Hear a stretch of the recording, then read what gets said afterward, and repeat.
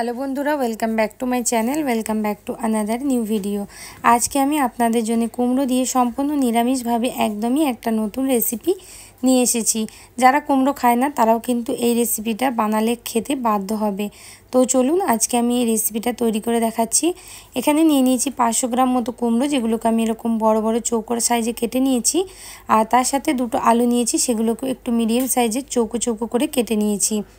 আলু আর কুমড়োটা খুব ভালো করে কিন্তু আগে থেকে ধুয়ে রেখে দিয়েছিলাম। সরাসরি চলে যাচ্ছি রান্নার প্রসেসে। একটা কড়াইয়ের মধ্যে আমি এখানে দিয়ে দিচ্ছি তেল। এখানে আমি প্রায় 3 চামচ মতো তেলটা ব্যবহার করছি। রান্নাটা আমি সরষের তেল দিয়ে করছি, আপনারা চাইলে রিফাইন্ড তেলেও করতে পারেন। সবার প্রথমে এর মধ্যে দিয়ে দেবো 1/2 চামচ পরিমাণে হলুদ গুঁড়ো আর 1/2 চামচ পরিমাণে নুন। এটাকে দিয়ে একটুখানি নাড়াচাড়া করতে হবে। নাড়াচাড়া করে নিয়ে মিক্স করে নেওয়ার পরেই যে আলু আর কুমড়োটাকে ধুয়ে রেখে দিয়েছি জল ঝরিয়ে, সেটাকে আমি দিয়ে দেবো।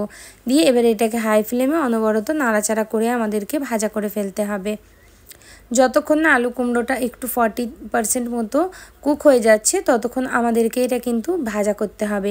এইভাবে অনবরত চালিয়ে আপনারা ভাজা করবেন। যতক্ষণ না উপরের লেয়ারটা একটু শক্ত হয়ে আসছে, ততক্ষণ প্রায় আমাদের এটাকে ভাজা করে নিতে হবে। আলু কুমড়োটা যত সুন্দরভাবে ভাজা হবে রান্নাটা ততটাই কিন্তু টেস্টি লাগবে। তাই আমি ঢেকে দিচ্ছি, ঢাকা বন্ধ করে দিয়ে একটু একটু করে ঢাকনা খুলবো। প্রায় 5 মিনিট মতো এইভাবে ভাজা করে নেব। প্রায় 5 মিনিট হয়ে গেছে। আর দেখুন এবারে কুমড়োটা কিন্তু সুন্দরভাবে ভাজা হয়ে গেছে। কালারটা দেখেই নিশ্চয়ই আপনারা বুঝতে পারবেন। আর কিন্তু কুমড়োর খোসাটা বন্ধুরা এখানে ফেলা চলবে না। এই রেসিপিতে কুমড়োর খোসা সমেত রান্না করবেন, তাহলেই কিন্তু খেতে অসাধারণ হয়। তো চলুন এবার কুমড়ো আর আলুটাকে আমি কিন্তু তুলে নিচ্ছি আলাদা একটা প্লেটের মধ্যে। বন্ধুরা, যদি ভিডিওটা একটু ভালো লেগে থাকে আপনারা অবশ্যই লাইক কমেন্ট শেয়ার করতে একদম ভুলবেন না। আর চ্যানেলটায় নতুন বন্ধু হয়ে থাকলে চ্যানেলটা সাবস্ক্রাইব করে দেবেন। এবার ওই তেলের মধ্যেই আমাদের দিয়ে দিতে হবে 1/2 চামচ পরিমাণে 5 ফোড়ন, 2টো তেজপাতা আর 2টো শুকনো লঙ্কাকে একটু ভেঙে দিতে হবে। দিয়ে এটাকে এইভাবে নাড়াচাড়া করে অনবরত একটু ভাজা ভাজা আমাদের করে নিতে হবে। তো যখন দেখবেন শুকনো লঙ্কা আর 5 ফোড়নের একটা সুন্দর ফ্লেভার বেরিয়ে আসছে, ততক্ষণ এটাকে ভাজতে হবে। আর তারপরেই এর মধ্যে দিয়ে দিতে হবে 1 চামচ আদা গ্রেট করে রাখা।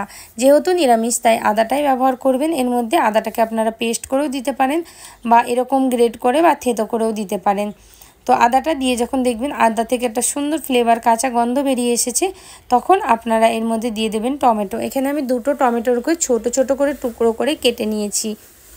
তো টমেটোটাকে দিয়ে এবার অনবরত নাড়াচাড়া করতে হবে। টমেটোটা যাতে তাড়াতাড়ি গলে যায় সেই জন্য দিয়ে দেবো হচ্ছে 1/2 চামচ পরিমাণ নুন, 1/2 চামচ পরিমাণে হলুদ গুঁড়ো। নুনটা কিন্তু ভাজার সময়তেও ব্যবহার করা হয়েছিল, সেই বুঝে কিন্তু আপনারা অবশ্যই নুনটা ব্যবহার করবেন। নুনটাকে আর হলুদটাকে দিয়ে এবারে খুব ভালো করে আমাদের একটু ভাজা ভাজা করতে হবে। খুব সামান্য পরিমাণে জল দিলে কিন্তু টমেটোটা সুন্দরভাবে সিদ্ধ হয়ে যাবে।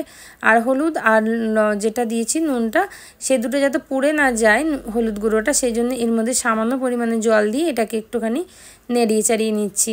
যতক্ষণ না টমেটোটা সুন্দরভাবে সিদ্ধ হয়ে আসছে ততক্ষণ এটাকে কষাতে হবে।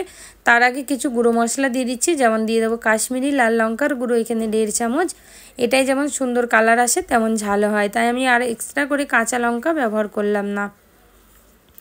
1/2 চামচেরও কম দিয়ে দিতে হবে এখানে আমাদের ধনে গুঁড়ো। এই দুটো দিয়ে একটু নাড়াচাড়া করে একটু মশলাটাকে কষিয়ে নিতে হবে। সামান্য এর মধ্যে জল দিয়ে দিচ্ছি যাতে মশলাটা পুড়ে না যায়, সুন্দর যাতে ফ্লেভারটা ভালোভাবে হয়ে থাকে। যতক্ষণ না টমেটোর গলে আসছে ততক্ষণ এইভাবেই মশলাটা কষাবেন। বন্ধুরা, আমার চ্যানেলে অনেক রকমের নিরামিষ রেসিপি আছে, আপনারা অবশ্যই একবার চ্যানেলটাকে গিয়ে দেখবেন। আশা করছি আপনাদের সেই ভিডিওগুলোও আমার কিন্তু খুবই ভালো লাগবে। দেখুন এখানে কিন্তু মশলাটা কষানো হয়ে গেছে। এবারে কুমড়ো আলু ভাজাটা এর মধ্যে আমাদেরকে ঢেলে দিতে হবে। ঢেলে দিয়ে এটাকে খুব ভালো করে নাড়াচাড়া করতে হবে। অনবরত নাড়াচাড়া করে আমাদেরকে এটাকে কিন্তু কষিয়ে নিতে হবে। তো ভালো করে কষিয়ে নেবেন যাতে এর মধ্যে কোনো রকম গন্ধটা না থাকে, তাহলে কিন্তু খুব ভালো লাগে খেতে। তো চলুন ভালো করে নাড়িয়ে চাড়িয়ে কুমড়োটাকে 1 থেকে 2 মিনিট মতো একটু কষিয়ে নেব। তো কষিয়ে নেওয়ার পরে কিন্তু এর মধ্যে এক্সট্রা জলটা আমি ব্যবহার করব। আর কুমড়োটাকে ভালো করে সিদ্ধ করতে হবে। তো এবার ভালো করে প্রায় 2 থেকে 3 মিনিট আমার কষানো হয়ে গেছে। এবার এর মধ্যে সামান্য অল্প অল্প করে আমি জলটা দিয়ে দিচ্ছি। পরিমাণটা আপনারা আপনাদের প্রয়োজন মতো দেবেন। খুব বেশি কিন্তু এই কুমড়োটা ঝোল হয় না, তাই একদমই মাখো মাখো যদি করতে চান তাহলে জলের পরিমাণটা কম দেবেন। যদি পরে লাগে সেই অনুযায়ী আবার কিন্তু বন্ধুরা পরে আপনারা ব্যবহার করতে পারেন। একসাথে যদি অনেকটা জল দিয়ে দেন তাহলে কিন্তু ঝোল হয়ে যাবে, খেতে ভালো লাগবে না। তাই আমি হাফ কাপ পরিমাণ মতোই কিন্তু এখানে জল দিয়ে দিচ্ছি। জলটা দিয়ে নেড়েচেড়ে এবার এটাকে ঢেকে দিতে হবে। ঢেকে দিয়ে প্রায় 5 থেকে 10 মিনিট লো মিডিয়াম ফ্লেমে রেখে কিন্তু যতক্ষণ না আলু কুমড়োটা সুন্দর করে গলে যাচ্ছে ততক্ষণ আমাদের রান্নাটা করতে হবে। তো বন্ধুরা, যদি ভিডিওটা আপনারা ফেসবুক পেজ থেকে দেখে থাকেন অবশ্যই পেজটাকে ফলো করার রিকোয়েস্ট থাকলো। যদি ইউটিউব থেকে দেখে থাকেন নতুন বন্ধু প্লিজ চ্যানেলটা সাবস্ক্রাইব করে নেবেন, তার সাথে বেল নোটিফিকেশানটা অন করবেন, তাহলে নিত্য নতুন রেসিপির নোটিফিকেশান আপনাদের কাছে সবার প্রথমে পৌঁছে যাবে। আর এইরকমই নিত্য নতুন রেসিপি আমার চ্যানেলে কিন্তু আপনারা পেয়ে যাবেন। এই কুমড়ো রেসিপিটা অন্তত একবার বাড়িতে তৈরি করে দেখবেন। যারা কুমড়ো খাওয়া পছন্দ করে না তারাও কিন্তু কুমড়ো খাবে। তো অবশ্যই তৈরি করে আমায় কমেন্ট করে জানাতে ভুলবেন না যে আপনাদেরকে রেসিপিটা কেমন লাগলো। তো এবার এটাকে ঢেকে দিচ্ছি, ততক্ষণ আর একটা মশলা তৈরি করে নিতে হবে, সেটা দেখে নিই। শুকনো খোলার মধ্যে দিয়ে দিতে হবে 1 চামচ পরিমাণে সর্ষে, তার সাথে দিয়ে দিতে হবে হাফ চামচ পরিমাণে জিরে। আপনারা চাইলে এখানে কিন্তু একটুখানি মৌরিও ব্যবহার করতে পারেন সুন্দর ফ্লেভারের জন্যে। তো এখানে আমি শুধু জিরা আর সরষেটাই দিয়ে দিচ্ছি, দিয়ে একটু ভেজে ভেজে নিতে হবে হালকা।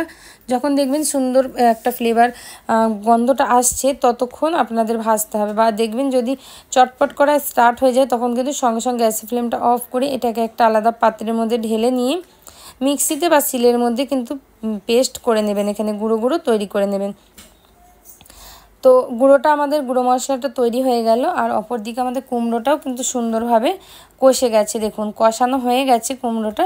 এবার একটা দেখে নেবো আলু আর কুমড়োটা গলে গেছে একদমই পারফেক্টভাবে। এর থেকে বেশি কিন্তু আর গলাবো না আমি। আপনারা যদি গ্রেভিটা আরও ঠিক চান তাহলে কুমড়ো আর আলু একটুখানি ঘেঁটে দিতে পারেন, তাহলে কিন্তু খুব সুন্দরভাবে গ্রেভিটা আরও ঠিক হয়ে যায়। দেখুন এবার এই ভাজা মশলাটা ওপর থেকে আমি দিয়ে দিচ্ছি।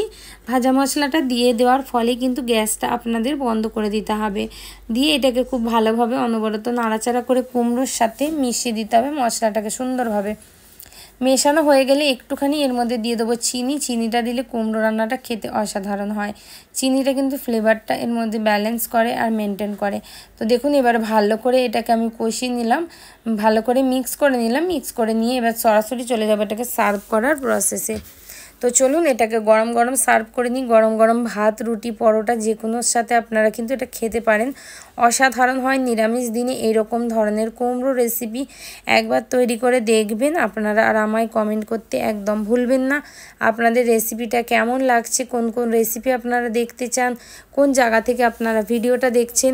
ফেসবুকের পেজটাকে কিন্তু অতি অবশ্যই আপনারা ফলো করবেন, সেখানে আমি নতুন নতুন আপডেট দিই আর সুন্দর সুন্দর রেসিপির পিক আপলোড করি। আপনারা সেখানে আমাকে সরাসরি পিক দিয়ে দেখাতে পারেন যে আপনারা রেসিপিগুলো কেমন তৈরি হয়েছে।